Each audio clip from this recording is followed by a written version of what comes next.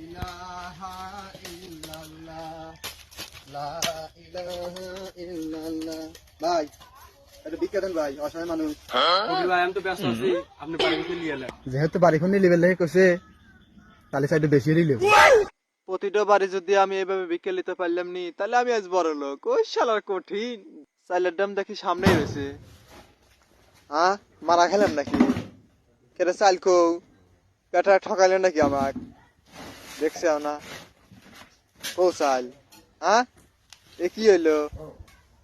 দেখি ফকির বাবা, আপনি মুঠ চাল ঢেলে দিছেন। বাবা চাল তো আপনি মুঠ চাল ঢেলে বাবা দিছেন। আপনি তো চাল আসলেন না বাবা। হ্যাঁ?